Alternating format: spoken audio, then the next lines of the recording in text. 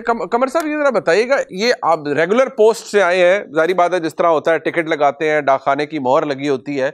अब जारी बात है आप बैसियत साफ़ी, आपने भी पता करने की कोशिश की होगी। मुझे किसी ने बताया नहीं कि वो लेजिबल नहीं है, वो समझ नहीं लग रही, लेकिन शायद किसी ने बताने से गुरेज भी किया कि जी वो मोहर किस डाकखाने की है। कहीं ना कहीं से तो प्रोसेस होकर खतूत आते हैं रेगुलर पोस्ट में भी, पाकिस्तान पोस्ट के भी। कोई पता लग पाया है कि वो मोहर किस डाकखाने की है, किस एरिया की है, ताकि उसको नैरो डाउन किया जा सके? जी बिल्कुल मुनीब साहब, ये रावलपिंडी का जो जीपीओ है, जो सेटेलाइट टाउन में वाक़या है, वहाँ से ये डिस्पैच किए गए थे और उसका वक्त जो है वो भी पता चल चुका है कि सुबह 11:30 के करीब ये लेटर जो है ये डिस्पैच किए गए थे। लेकिन एक हैरत अंगेज़ बात जो सुहेल ने भी इसका जिक्र किया कि इसके इर्द गिर्द एक मार्केट है, ये एक कमर्शियल मार्केट है, उसके अंदर ये सेटेलाइट टाउन की कमर्शियल मार्केट है और कमर्शियल मार्केट के अंदर ये पोस्ट ऑफिस जो है वो मौजूद है। इस पोस्ट ऑफिस के इर्द गिर्द काफ़ी दुकानें, किसी का सीसीटीवी फुटेज जो है वो हासिल नहीं की जा सकी अभी तक। अब जो पुलिस और सीटीडी के लोग हैं,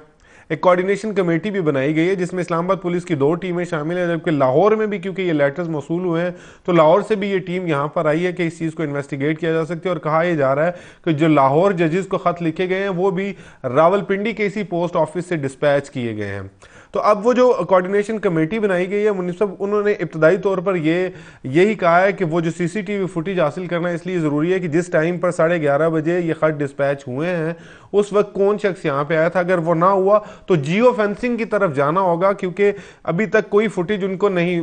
सामने एक कॉलेज है, प्राइवेट कॉलेज, वहाँ की फुटेज हासिल करने की कोशिश की गई, उनके कैमराज जो थे वो आउट ऑफ ऑर्डर थे, कुछ दुकानें हैं वो वहाँ पर, उनकी भी जो सीसीटीवी फुटेज लेने की कोशिश की गई, लेकिन वो फुटेजेस जो है वो नहीं मिल सकी। इसलिए अब सीटीडी की टीम्स जो है वहाँ पर मकामी दुकानदारों से पूछगछ कर रही हैं कि किस वक्त कुछ ऐसी कोई मशकूक एक्टिविटी उन्होंने देखी हो। एक्चुअली कोई उनके पास कहा यह जाए को बड़ी मुस्तनद सी चीज़ अभी तक सीटीडी के हाथ नहीं आ सकी, किसी शख्स की तरफ बाकायदा तौर पर वो पिन पॉइंट करें कि ये शख्स हो सकते हैं, क्योंकि कोई फुटेज ही सामने नहीं आ सकी। अब जो वहाँ का अमला है उनके तमाम बयानात कलम बंद कर लिए गए हैं और उसके बाद जो मोहरें हैं वो भी कब्जे में ले ली गई हैं कि उस वक्त जिस वक्त वो मोहर लगाई गई थी वो मोहरें भी सीटीडी ने कब्जे में ले गई हैं, क्योंकि ये 2 मुकदमा दर्ज किए गए हैं इस्लामाबाद में। एक हाई कोर्ट के 8 जजेस वाला मुकदमा है जो सीटीडी ने दर्ज किया और एक सुप्रीम कोर्ट के 5 जजेस का मामला है, वो अलग मुकदमा दर्ज किया। अब तीसरी एफआईआर लाहौर में दर्ज हुई है, वो भी सीटीडी ने की है। इसी वजह से अब ये तीनों सीटीडीज मिलकर इस एफआईआर के ऊपर काम कर रहे हैं ताकि ये तीनों एफआईआर का जो मुहर्रिक है वो पता किया जा सके। एक बात ये, क्योंकि आप दोनों शख्सियात इसको देख रहे हैं, ये मैं चाहूंगा आप दोनों में से जो इसका जवाब देना चाहे ये कि ये जिस तरह से खतूत है, ये किसी ने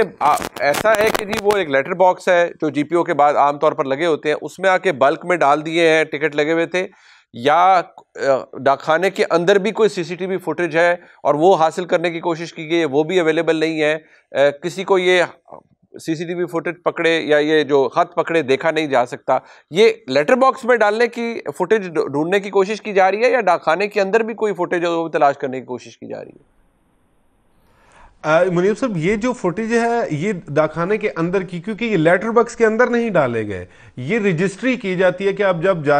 आप किसी पोस्ट ऑफिस पे जाते हैं तो वहाँ पर रजिस्ट्री कराने इसके कुछ एक्स्ट्रा चार्जेस होते हैं ताकि ये कुछ मतलब जल्दी पहुँच जाए। ये किसी खत को, किसी चीज़ को जल्दी पहुँचाना हो तो उसकी रजिस्ट्री कराते हैं। रजिस्ट्री कराने में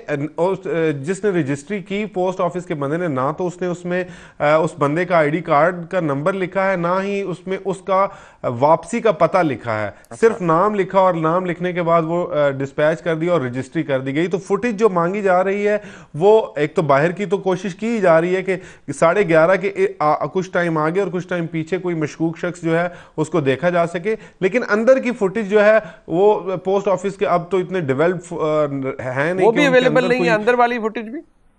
जी बिल्कुल नहीं, वो अंदर वाली फुटेज अच्छा, जिस शख्स की ड्यूटी थी उस वक्त, क्योंकि ये सवाल आम है, जिस शख्स की ड्यूटी थी, जाहिर बात है जिसने किया होगा उस शख्स ने वो याद है उसे कि कौन आया था मेरे पास, ये कुछ चीज़ें याद भी रह जाती है ना कि जजों को खत है, ये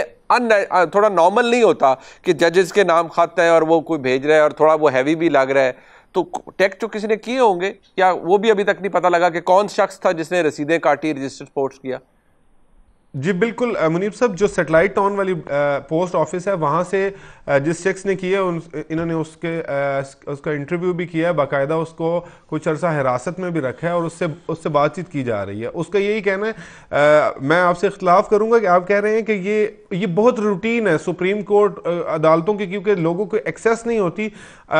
6 से 7 किलोमीटर का रास्ता है, लेकिन कोई यहाँ आने से बेहतर ये समझता है कि वो डाक के जरिए सुप्रीम कोर्ट या हाई कोर्ट में चीज भिजवाए। तो ये बहुत ज्यादा रैंपेज पे ये काम होता है, बहुत ज्यादा इसकी फ्रीक्वेंसी होती है कि लोग आके वहां पर डाक दे के जाते हैं। जिस शख्स से इंटरव्यू किया गया उसका शख्स का भी यही कहना है कि काफी ज्यादा आए थे लोग, ईद कार्ड भी भेज रहे थे, चीजें आ रही थी और मेरे पास मेरे पास जो चीजें आई उसके मुताबिक मुझे कि ये उन्होंने पूछा कि टेंजिबली आपको कोई चीज फील हुई है उसमें, उसने कहा कि मुझे टेंजिबली उसमें कोई चीज फील नहीं हुई कि इसके अंदर कोई ये भारी है या इसके अंदर कोई अनटूवर्ड सी चीज है। ठीक, सोहेल साहब जरा इस पर आ जाते हैं। इमरान खान साहब को अगर देखा जाए जिस तरह से सजाएं हुई उनकी इलेक्शन से पहले, अब साइफर का केस है, तोशा खाना नैब में ऑलरेडी उनकी और बुशरा बीबी की सज़ा मुअत्तल हो चुकी है, वहाँ पर उनको वो रिलीफ मिल सकता है। जो इम्पॉर्टेंट एस्पेक्ट है वो ये है कि जिस तरह से उनका ये जो साइफर केस है इसकी बड़ी अहमियत है यहाँ पर। आपके नज़दीक इसमें जिस तरह की प्रोसीडिंग हुई है तो क्या प्रिडिक्ट कर सकते हैं बहैसियत आप सहाफ़ी कि क्या नतीजा निकल सकता है इमरान खान साहब के मामलात का? देखिए, साइफर केस में भी हाथी निकल गया है और दुम रह गई है। ये कल chief justice Islamabad high court ने खुद रिमार्क्स दिए हैं इस केस की समाअत करते हुए कि वो जो असल सज़ा थी जो 10 साल की कि जी आपने कुछ मुल्क की सिक्योरिटी को ब्रीच किया है, आपने किसी और मुल्क को फ़ायदा पहुंचा दिया है, वो जो संगीन था मामला, उसके ऊपर तो कोर्ट आलमोस्ट कन्विंस हो चुकी है कि वो वाला ऑफेंस नहीं बन रहा और उसको प्रोसिक्यूशन उस तरह से इस्टेब्लिश नहीं कर पा रही। बाकी रह गया है वो वाला मामला जिसकी सज़ा ज़्यादा से ज़्यादा 2 साल है, और वो ये है कि आपको एक डॉक्यूमेंट मिला था साइफर का और आपने वो वापस नहीं किया, मिसप्लेस कर दिया है। तो इस मामले के ऊपर अब ये मामला अटका हुआ है कि वो 2 साल वाली जो है वो ख़त्म होती है या नहीं। उसके ऊपर भी क्वेश्चन किया गया है कि उसमें भी सिर्फ एक विटनेस है आज़म खान। जस्टिस मियां गुल हसन और गुज़ैब ने कहा कि उनका तो एक मामला पूरा मशकूक सा है कि जिस तरह से वो पहले उनका एक मुकदमा दर्ज हो गया कि वो लापता हैं, उसके बाद उनकी स्टेटमेंट आ गई, तो सिर्फ वो गवाह हैं कि इमरान खान को एक कापी मिली थी। अगर वो ना हो तो उसके अलावा तो उनके सुपुर्द होने की कापी का भी कोई एविडेंस मौजूद नहीं है। और फिर जब एफआईआर हुई तो उस वक्त यह मुकदमा जब दर्ज हुआ तो उस वक्त जो बाकी जितने लोग थे जिनको ये कापी भेजी जाती है, क्या वो वापस कर चुके थे? तो इसका जवाब यह है कि नहीं, वो भी उसके बाद वापस आई हैं। तो सिर्फ एक के खिलाफ तब ये क्यों किया गया, पिक एंड चूज क्यों हुआ कि सिर्फ एक बंदे को कापी वापस ना देने का मुकदमा जो है वो दर्ज किया गया? तो ये कल की जो समाअत थी उसमें तो ये लग रहा था कि शायद ये अभी आज कल में या आज या कल ये मामला निमट जाएगा और एटलीस्ट जो है ना वो सस्पेंशन हो जाएगी या कोर्ट उसमें पूरी तरह से रिमांड बैक करे या इसको सेट असाइड कर दे। लेकिन मामला अब ईद के बाद चला गया है और उसमें भी बड़ी इंटरेस्टिंग सिचुएशन है कि जो पीटीआई के अपने वकला हैं शायद वो भी अभी सिर्फ सस्पेंशन तक ही रहना चाहते हैं और वो अल्टीमेटली इस केस को किसी भी तरह से या प्रोसिक्यूशन साइड से या अपनी साइड से फ़िलहाल सुप्रीम कोर्ट में ले जाना नहीं चाहते। और ये बिल्कुल वही स्ट्रेटजी है जो एवन फील्ड रेफरेंस में हमने माजी में देखी कि नवाज शरीफ साहब का केस था या मरियम नवाज साहिबा और कैप्टन सफदर का, कि जब उनकी सज़ा सस्पेंड हो रही थी तो उस वक्त कोर्ट की ये मंशा थी कि टू द लेंथ आर्गू हो गया तो आप अगर अपीलों को भी आर्गू कर दें तो हम 2018 में ही उनको आपको सेट असाइड कर दें। लेकिन उनको शायद ये खदशा था कि इस वक्त अगर अपीलें चली गई सुप्रीम कोर्ट में तो वहां पर वो पूरा सेटअप मौजूद है जिस पर वो उस वक्त उस तरह से कॉन्फिडेंस नहीं रखते थे। अब जो चेयरमैन पीटीआई है, बानी चेयरमैन, वो बारहा कह चुके हैं जी कि मैं 6 महीने और जेल में रहूंगा, यानी 6 महीने, आज अप्रैल है तो एग्जैक्टली हम फिगर आउट करें तो अक्टूबर बनता है और अक्टूबर वो मंथ है कि अगर कुछ अनयूजुअल नहीं होता तो चीफ जस्टिस पाकिस्तान की रिटायरमेंट का टाइम है। तो अभी तक वो भी सिर्फ सस्पेंशन चाह रहे हैं सारे केसेस में कि कोई भी ऐसी सुप्रीम कोर्ट ना चली जाए जहां से उन्हें खदशा ये है कि हमारी कोई सजा जो है वो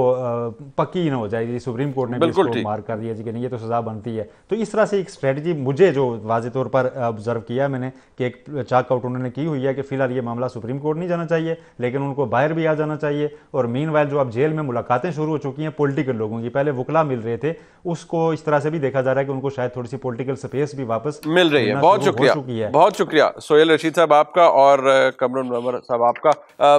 अहम मामलात और अहम इन्फॉर्मेशन हमारे रिपोर्टर्स ने आपको दी। प्रोग्राम देखा जी आपने, इसका फीडबैक जरूर देगा, देखने का बहुत शुक्रिया। खुदा हाफिज़। हैं।